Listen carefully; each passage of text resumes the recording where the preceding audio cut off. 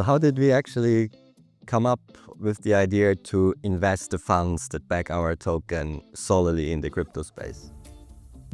Good question. Well, first of all, it was clear that we needed an investment strategy, right? Because the funds were sitting in the cash account and we had to do something with it. So I think the idea came, we had to build an investment council. I think there was also a discussion around a DAO initially, to really be a distributed autonomous organization. But I think we then chose the non-DAO way by just asking for applications, right? So I think it was a huge interest, was like 35 or 40 PVs came, right? And actually we said you have to write a little bit of a motivation letter. And then we down selected the investment team to, was it 5 or so? Right? 5 plus board. Five plus board. And then we had the first meeting, right? So what are we gonna do with our first $500,000? Yeah? What would you do, right?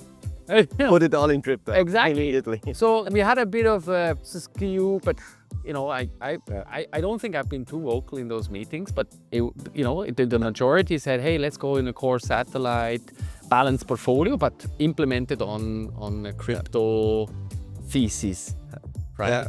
And if I recall it right, it was also the idea that we can still elaborate on is that you can end-to-end automate it. So if you have the token, you have a portfolio that is running on the same infrastructure, you can directly exchange those in a very effective way. And that I think was also one of the arguments. And of course that crypto is not just buy a token and hope it goes to the moon, but that there's actually more behind it, talking about DeFi and all those topics. Correct. I think, two aspects. One was, I think it was one of the requirements. We said we wanted to have a real-time token price, ideally, on SharePoint. So the little SharePoint widgets also came then, Marco programmed it with his team. It was a great achievement. But behind was, of course, a liquid portfolio. And the liquid portfolio, crypto is 24/7, right? You don't even need to wait on the weekend. It fluctuates there as well. Which we learned, right? It did some network rebalancing over the... It was the famous Silicon Valley Bank, right? Yes. That's another story.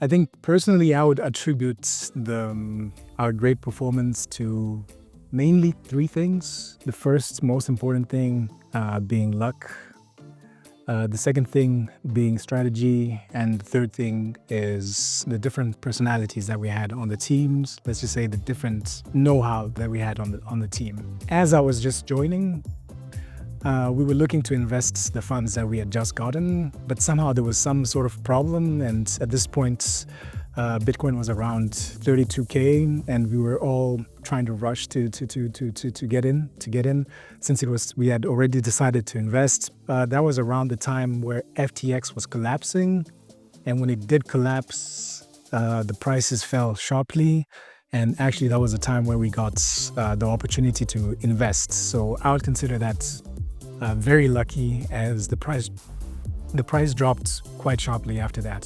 As we were investing, we were just getting lucky with the timing of the investments we were making during the year.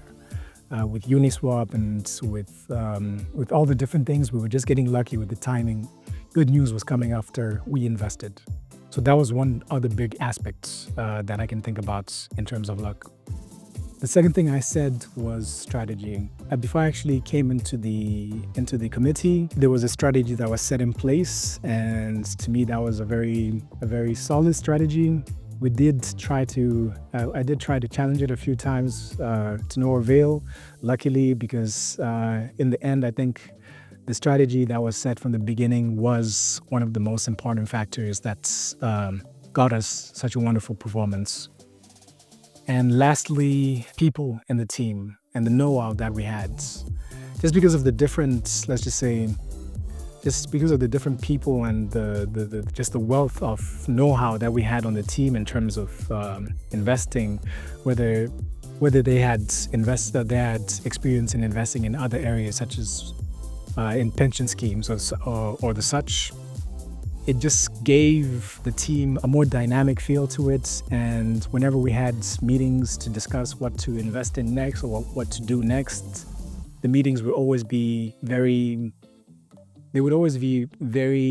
engaging because people had points that they wanted to defend, and we would only do something if the majority agreed. So that led to very, let's just say, lively conversations at some points.